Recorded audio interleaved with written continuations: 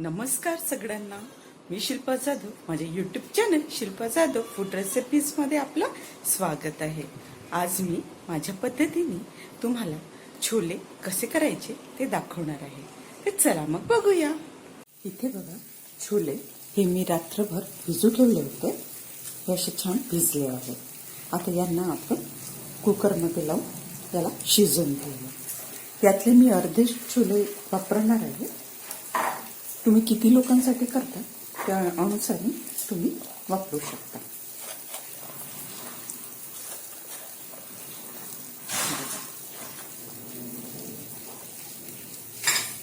आता याला आपण कुकरमध्ये शिट्टी लावून घेऊया.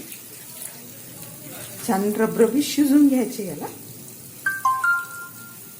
एकदम सिंपल वेने मी करणार आहे.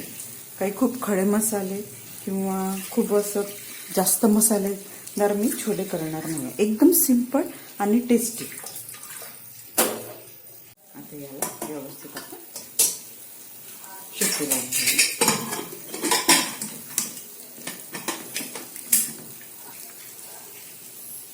आता याला छान 2-3 शिट्ट्या आपण काढून घेऊया. इथे टोमॅटो, अर्धा कांदा, आलं, लसूण आणि कोथिंबीर याचं आपण मिक्सर पॉटमध्ये एक वाटण करून घेऊया. कांदा जास्त वापरायचा नाही, त्यांनी गोड होतो भाजी, म्हणून मी अर्धाच कांदा वापरलाय. मी एका कढईमध्ये तेल तापवून घेतलंय. तेल तुम्हाला जेवढं पाहिजे तुम्ही त्यानुसार यूज करू शकता. मी कमी तेल यूज करते.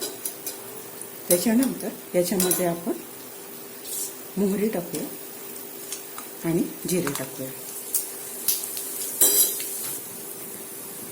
जिरं मोहरी व्यवस्थित झाले की आता याच्यामध्ये आपली पेस्ट टाकून घ्या.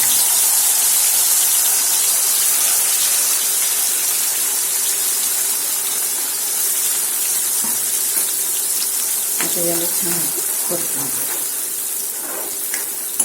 बघा, मी ह्याच्यामध्ये एकही खडा मसाला यूज केला नाही आहे, कारण की मी एकदम सिंपल याच्यामध्ये पदार्थ करतो.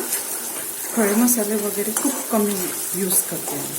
आपलं स्वयंपाक किंवा आपले पदार्थ जेवढे सिंपल आपण ठेवले ना तेवढे आपल्या आरोग्याला चांगले असतात. बाकी मग तुम्हाला जर याच्यामध्ये गरम मसाले या खडे मसाले वापरायचे असेल तर तुम्ही तुमच्या हिशोबाने वापरू शकता. पण हे मी माझ्या पद्धतीने करत आहे आणि मी खडे मसाले वापरत नाही.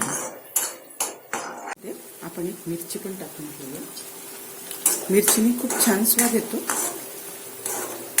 आपला मसाला जोपर्यंत होत आहे तर इथे बघा, हे आपले छोले छान शिजलेत. बघा, असे रबरबीत शिजायला पाहिजे.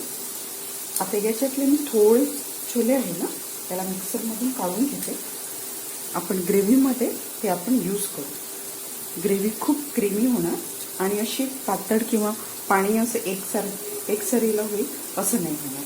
एकजीव आपली ग्रेव्ही होईल. म्हणून मी तेवढे छोले मी याची पेस्ट करून घेते मिक्सरमध्ये. बघा, इथे मसाला आपला व्यवस्थित झाला आहे. आता याच्यामध्ये आपण आपले मसाले टाकून घेऊया.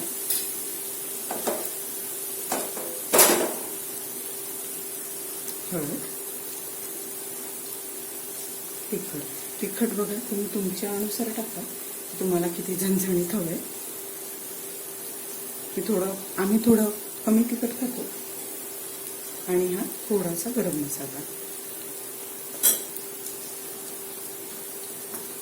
आणि थोडीशी काश्मीरी लाल मिरची याने रंग खूप छान येणार.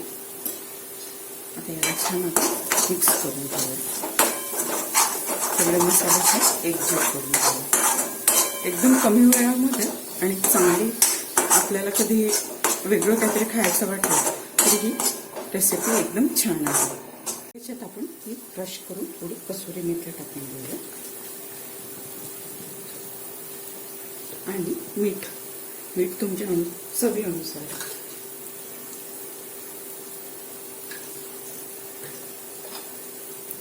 आता याला छान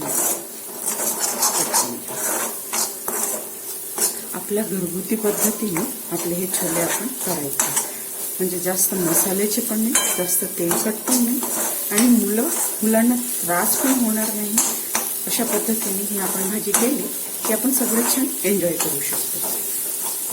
आता हे बघा, याच्यामध्ये मी हे जे आपले छोले मी मिक्सरमध्ये हे करून घेतले होते मिक्स, हे आपण टाकून घेऊया.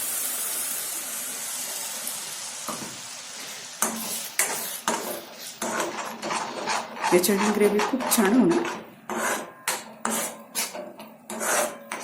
मसाला व्यवस्थित झाला की आता आपले छोले आपण याच्यामध्ये टाकून घेऊया.